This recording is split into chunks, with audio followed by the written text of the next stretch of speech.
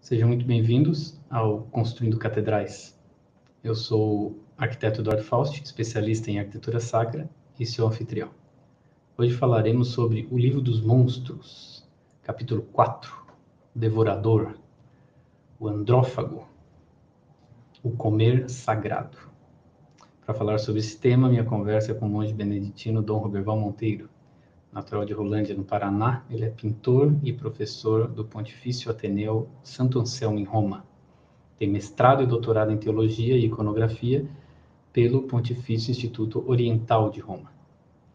Inscreve no nosso canal do YouTube, que é Arq Eduardo Faust, e me segue lá no Instagram, no @FaustArq, e no Facebook, no Arq Eduardo Faust. Se você quiser se aprofundar um pouco mais, entre no meu site, faust.arq.br. Também estamos em formato em podcast. Nos procure nos principais agregadores, como Spotify, Apple Podcasts, Google Cast, Pocket Cast, Anchor, Breaker, Overcast, entre outros. Jonas é um personagem bíblico que sua história é transformada ao ser engolido, ou por que não dizer devorado, por um monstro. Estes andrófagos estão em muitas igrejas. Inclusive, aconselho uma especificamente, que foi você que me indicou, que é a escultura em um capitel na igreja de Saint-Pierre, em Chauvigny, na França, que o monstro está devorando um homem e este não está sofrendo. Ele é conivente.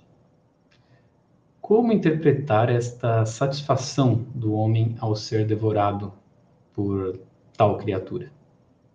Nós vamos ter um outro tipo de monstro, do qual nós não falamos ainda, que é o monstro devorador. É o famoso bicho-papão. Quem não teve medo do bicho-papão quando era criança, não teve infância. Porque era o que botava a gente em ordem. Se você não se comportar, o bicho-papão vem.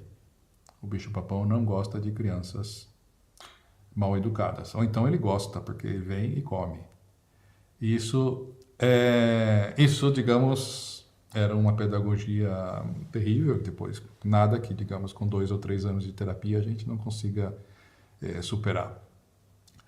O bicho-papão ou o monstro devorador é o monstro que nós vamos encontrar também, é uma outra classe de monstros que nós vamos encontrar na porta dos edifícios religiosos, não só cristãos, também nos cristãos, é o monstro devorador. É um monstro que come, ou eles comem outros animais, ou são águias, ou são grifos, leões, panteras, que estão comendo outros animais entre si. E aí nós estamos falando do comer sagrado, porque comer é incrível. O nosso mundo secularizado esqueceu isso, que comer é um ato sagrado. Comer é entrar em sintonia com o universo, com o mundo que me circunda, com as pessoas que preparam a comida, Então, a gente sabe que comer é um ato sagrado porque os objetos dos indígenas, nossos ancestrais, em todas as culturas, são cósmicos. Então, as tigelinhas, elas são pintadas com o número 4, quadrados que se entrelaçam, é o mundo separado em 4 partes. Tudo aquilo que é 4 está muito ligado com o mundo, independentemente da cultura. Então, comer daquela tigelinha, daquela cuia, daquele prato, quer dizer entrar em comunhão com a criação. Naturalmente, com a divindade que está por detrás de tudo. Então, por isso, o comer é sagrado em si mesmo. E depois pode se tornar mais sagrado ainda num banquete sagrado, em uma festa e tudo mais. Então, esses animais que estão comendo representam um pouco a luta da vida. Nessa vida, tudo está comendo tudo. Nós estamos comendo a vaquinha, nós estamos comendo a galinha, estamos comendo o peixe, estamos comendo estamos comendo a verdurinha, isso também para agradar os vegetarianos, porque a verdurinha também é vida. Então, é tão vida quanto a galinha. E não só, nós estamos comendo todos os bichinhos que vêm junto com essa vida.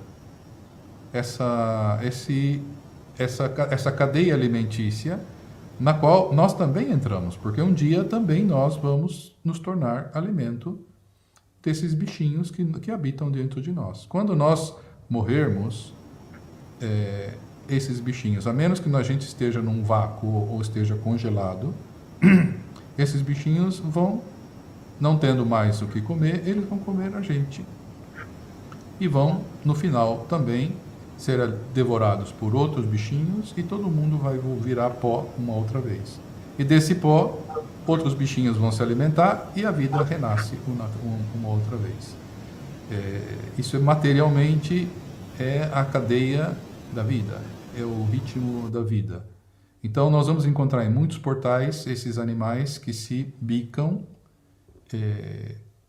que também nos ajudam a nos colocar no nosso devido lugar nessa vida. O monstro andrófago é o monstro que come seres humanos. E esse nos assusta, né? Que um crocodilo coma uma gazela, tudo bem, é a vida. Mas que como um homem, não. Então, a experiência... Aí entra um outro aspecto do monstro. É o monstro que engole todo o nosso ser. Então, ser comido por um monstro, ser devorado por um monstro, quer dizer que tudo acabou, num certo sentido. É uma morte, né? A morte... basta pensar que em alguns momentos da nossa vida nós desejamos isso. Porque quem não disse alguma vez, né? Eu queria que a terra se abrisse e que me engolisse, né?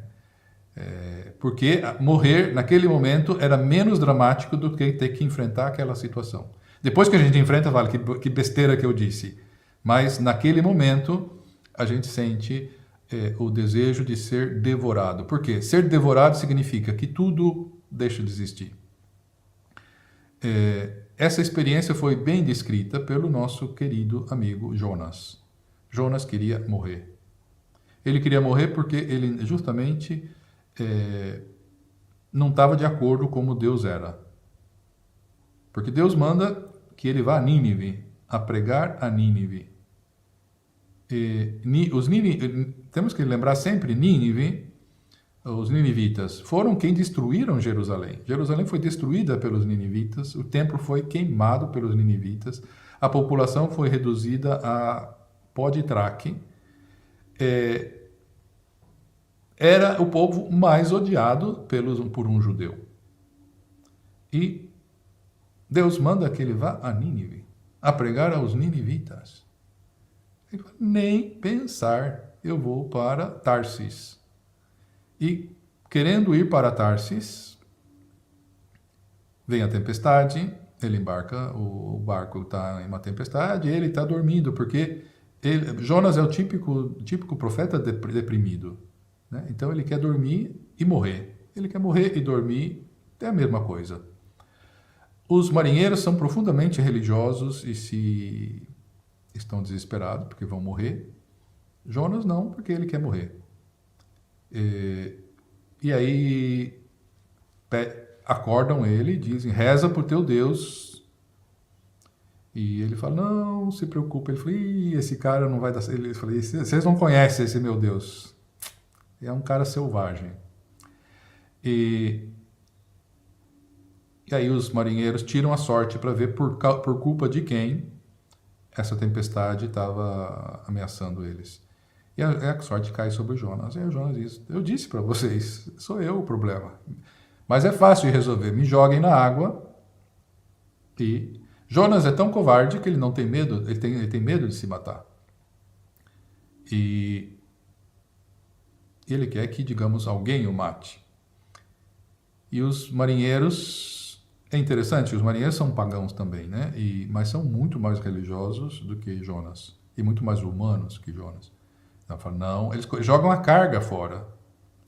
A carga era tudo aquilo que eles tinham para viver depois.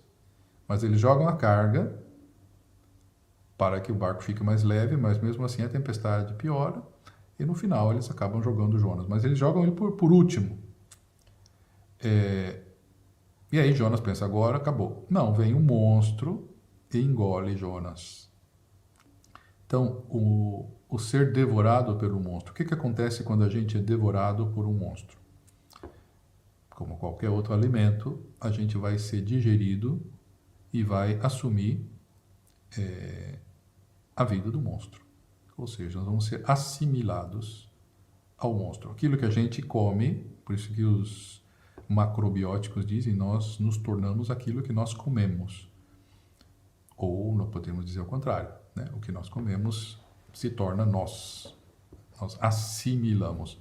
Bom, então quem é devorado pelo monstro é assimilado ao monstro, ou seja, faz parte, entra a fazer parte da natureza do monstro. E isso, por exemplo, com Jonas não acontece, porque Jonas não é digerido. Ele fica 3 dias e 3 noites no abismo desse monstro. Esse monstro, na arte paleocristã, na arte praticamente de todo o primeiro milênio e uma grande parte do segundo milênio, é sempre um monstro, não é uma baleia. A baleia é uma invenção muito recente. É sempre um monstro, tipo um dragão, tipo uma coisa... É um monstro marinho. Bem, e finalmente a Jonas sai do monstro, o monstro vomita na praia de Nínive, e ali ele vai ter que fazer aquilo que Deus queria.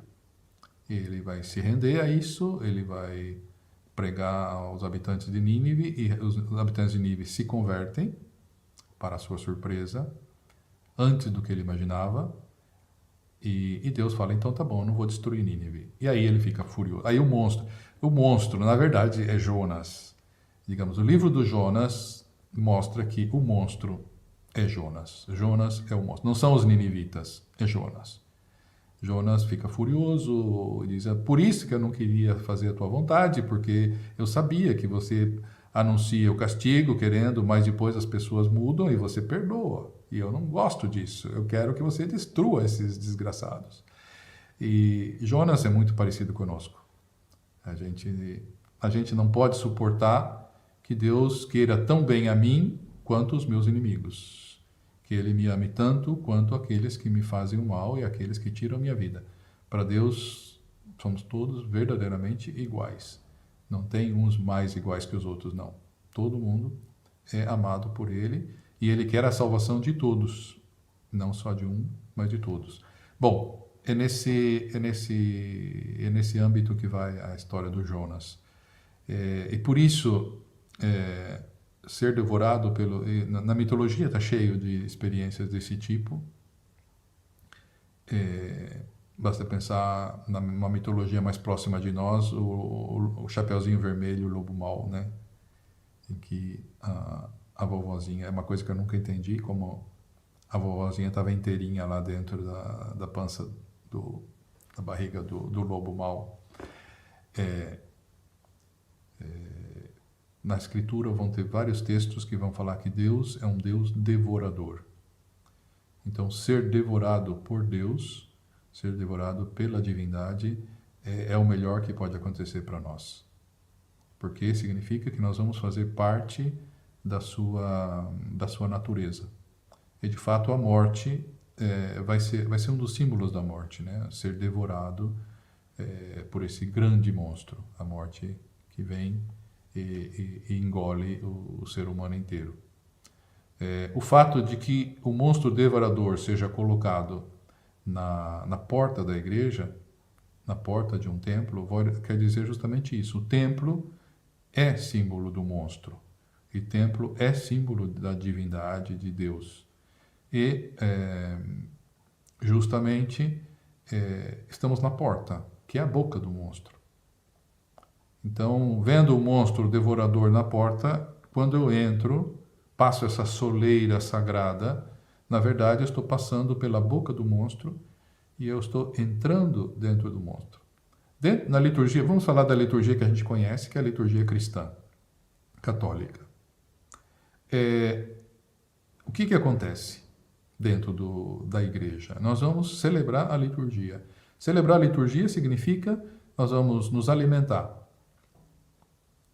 Vamos alimentar, nós entramos como alimento na boca do monstro, mas na verdade nós vamos ser alimentados pelo monstro dentro do monstro. Então, vamos ser alimentados com a palavra do monstro e vamos ser alimentados com a divindade do monstro, que é o corpo e o sangue de Cristo. Então, na verdade, ser devorado, na verdade, é ser devorado e devorar ao mesmo tempo. Então, aí a gente entende melhor que nós vamos ver alguns bichinhos nos portais, sobretudo nos portais românicos e portais góticos, que tem um bicho que morde e ele é mordido também, né? Porque é um jogo de devorar e ser devorado, porque, na verdade, no fundo, nós entramos no ventre e ali o ventre joga um outro nível de linguagem simbólica, é um ventre gerador. Por isso, o lugar onde os cristãos recebem a comunhão eucarística e os outros sacramentos se chama ônfalo, que significa umbigo. Então, por onde a criança recebe a vida? Pelo umbigo. Por 9 meses nós somos alimentados, nutridos, nós devoramos a nossa mãe. Por 9 meses nós nos alimentamos dela. Nós nos alimentamos do sangue dela, da carne dela, do material orgânico dela o tempo todo. E depois que a gente nasce, por 1 ano e pouco, nós vamos nos alimentar do sangue dela, que vai ser, digamos, transformado pelas glândulas mamárias em leite. Mas é sempre sangue, é sempre a sua vida que ela nos dá. Isso tudo nos dá a dimensão do devorar. Por isso que eu dizia para vocês a questão do comer como um ato sagrado, como um ato de comunhão extraordinária, no qual alguém dá a vida para o outro. No caso, então, nós damos a nossa pobre vida entrando na igreja e a gente recebe a grande vida do divino monstro, Deus mesmo, que se doa a nós. E depois nós saímos da boca do monstro, como Jonas saiu da boca do monstro marinho, uma nova criatura, um personagem novo, renascido, porque ele participa agora da natureza daquele monstro. Depois, eu recomendo que leia o livro de Jonas, porque no final ele vai também fazer uma outra experiência, essa experiência de que o monstro é ele e que, na verdade, toda a história dos ninivitas não era por causa dos ninivitas, era por causa de Jonas mesmo. Jonas tinha que fazer essa experiência para se tornar mais humano, para se tornar mais verdadeiramente religioso, não no sentido formal, mas no sentido profundo do termo. Então, esse desejo... Por isso, nós vamos encontrar esses capitéis lá de Chauvigny, onde tem esse personagem que também eu gosto tanto, que é o monstro que se deixa devorar.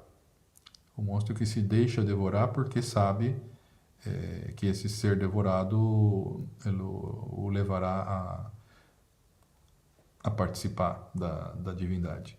Na verdade, no vocabulário simples de cada dia, a gente diz o aceitar, né?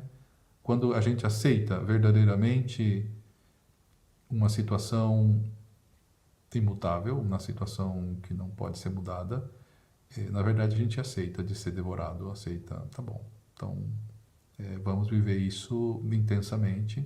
É um ato, digamos, passivo, mas ativo. Ativo porque eu decido entrar. Decido fazer o passo e passar a soleira e entrar na boca do monstro. E é passivo porque, num certo sentido, eu me deixo envolver pelo monstro. pelas vísceras do monstro, que são a arquitetura interna da igreja, a beleza do espaço, a beleza da liturgia, a beleza da palavra de Deus, a beleza do rito do ofertório, onde eu oferto de novo a minha pobre vida e recebo depois da consagração a vida divina nesse intercâmbio. Dom Roberval, muito obrigado e nos vemos em breve. Então, agradeço muito essa oportunidade de poder partilhar. Então, digamos, graças a essa linguagem que a gente vai descobrindo, a gente vai podendo entrar em posse desses tesouros, infelizmente, que a maioria dos católicos desconhece, ou às vezes até interpreta como sendo uma coisa do inimigo, quando na verdade é do amigo, né? Então a gente acaba fazendo como Eva, pensando que algumas coisas são do inimigo, quando na verdade são símbolos que precisam ser mastigados, digeridos e assimilados. Sabe qual é a sensação que eu tenho, Fausto? Sim. Eu criei um monstro. Olha aí, ó. Falou nada mais.